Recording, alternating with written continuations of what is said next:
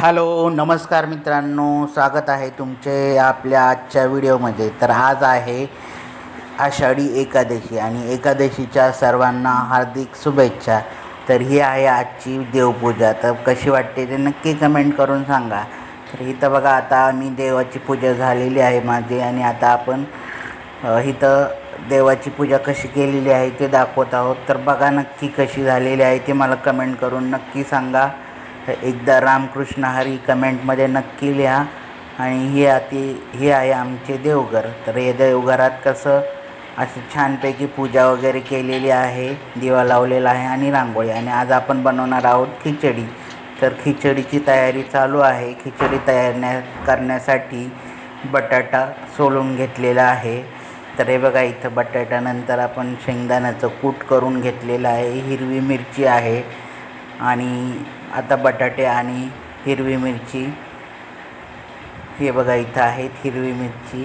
आणि आता आपण बटाटे कट करून घेणार आहे आणि हिरवी मिरची देखील वाटून घेणार आहे. तर बघा, इथं बटाटे कट करण्याचंच काम सुरू आहे. बटाटे कट करून झाल्यानंतर ना आपण त्याचे, हे बघा इथं बटाटे कट करून झालेले आहेत आणि कूट पण तयार झालेला आहे. इथं आपण साबुदाणा भिजवून ठेवलेला आहे. आता गॅस पेटवलेला आहे बघा. आणि इथं आपण कढईमध्ये तेल टाकून घेणार आहोत. तर यामध्ये आता आपण टाकणार आहोत आपण कट केलेले बटाटे. तर बघा, आता आपण बटाटे कसे खरपूस भाजून घेणार आहोत. हे बघा, इथं टाकले बटाटे आणि आता बटाटे आपण तेलामध्ये तळून घेणार आहोत. तर हे बघा, अशा बटाटे आपण तळण्यासाठी टाकलेले आहेत. त्यामध्ये उपवासाचे, इथे बघा आता थोडंसं उपवासाचं मीठ देखील आपण टाकलेलं आहे. आणि बटाटे तळतात खरपूस लाल रंग येईपर्यंत बटाटे छान भाजून घ्यायचे आहेत. त्यानंतर आपण त्यामध्ये टाकणार आहोत हिरवी मिरची आणि शेंगदाण्याचं कूट.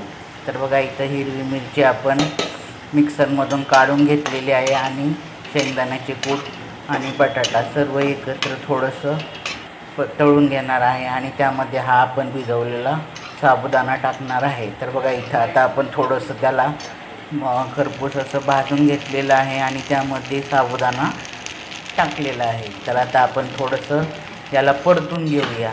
साबुदाणाला परतून घ्यायला चालू केलेलं आहे. इथं बघा, परतणं चालू आहे.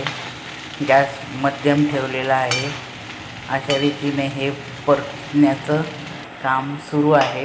परतून झाल्यानंतरनं बघा, आता थोडंसं त्याला वाफळून घेण्यासाठी आपण यावर एक झाकण ठेवणार आहोत. आणि झाकण ठेवल्यानंतरनं बघा, इथं असं तयार झालेला आहे आपला साबुदाणा. आणि आता आपण त्याचबरोबर चहा देखील करायला घेतलेला आहे. 2 कप चहासाठी आपण सामान घेतलेलं आहे आणि त्यामध्ये आता हे सामान टाकलेलं आहे. बघा, चहा देखील उकळलेला आहे आणि उकळलेल्या चहामध्ये आपण दूध टाकून घेणार आहोत. दूध टाकून झालेलं आहे आणि बघा, इथं आता वाफळून तयार झालेला हा आपला साबुदाणा खिचडी आहे. तर हा कसा वाटतोय कमेंट करून नक्की सांगा. आणि या सर्वांनी खायला एकादशीच्या सर्वांना शुभेच्छा परत एकदा.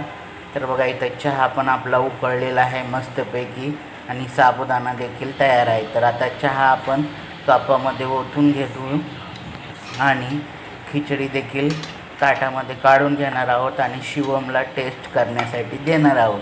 तर बघा, इथं आता आपण ताट तयार करून शिवमला टेस्टसाठी दिलेलं आहे. तर शिवम आता आपल्याला त्याची रिॲक्शन देणार आहे. तर कसं झालेलं आहे हे बघा, इथं त्याने खाल्लं आणि सांगितलं एकदम मस्त झालेलं आहे.